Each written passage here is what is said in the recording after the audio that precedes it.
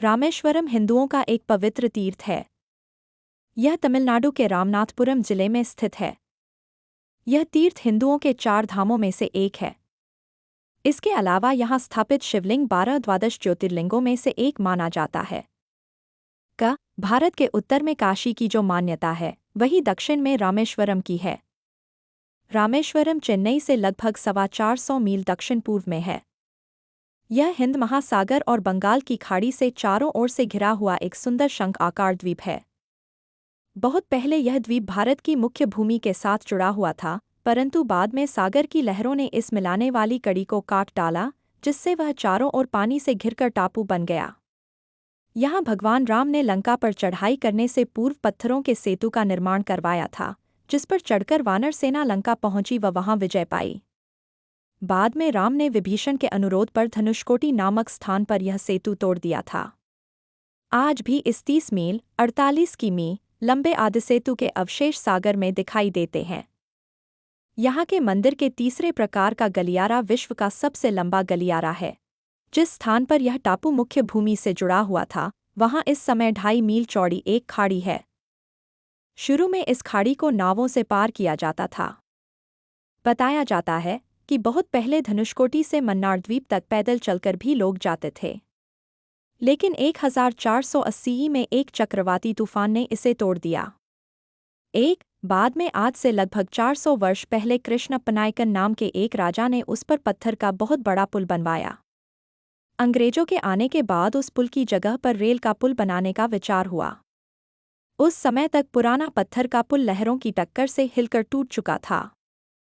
एक German engineer की मदद से उस टूटे पुल का रेल का एक सुंदर पुल बनवाया गया। इस समय यही पुल रामेश्वरम को भारत से रेल सेवा द्वारा जोड़ता है। यह पुल पहले बीच में से जहाज़ों के निकलने के लिए खुला करता था। देखें चित्र। इस स्थान पर दक्षिण से उत्तर की ओर हिंद महासागर का पानी बहता दिखाई देता है।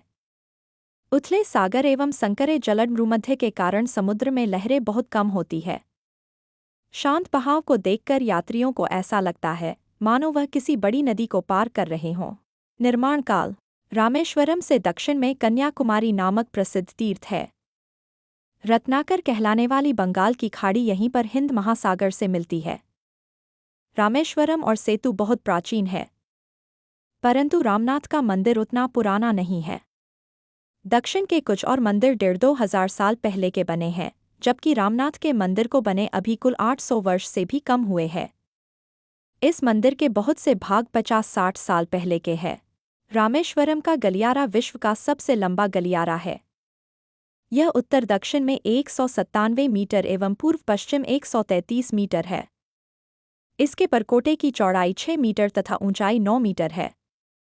मंदिर के प्रवेशद्वार का गोपुरम 38.4 मीटर ऊंचा है। यह मंदिर लगभग 6 हेक्टेयर में बना हुआ है। मंदिर में विशालाक्षी जी के गर्भगृह के निकट ही 9 ज्योतिर्लिंग हैं, जो लंकापति विभीषण द्वारा स्थापित बताए जाते हैं। रामनाथ के मंदिर में जो ताम्रपट है, उनसे पता चलता है कि 1173 ईस्वी में श्रीलंका के राजा पराक्रम बाहु ने मूल लिंग वाले गर्भगृह का निर्माण करवाया था। उस मंदिर में अकेले शिवलिंग की स्थापना की गई थी।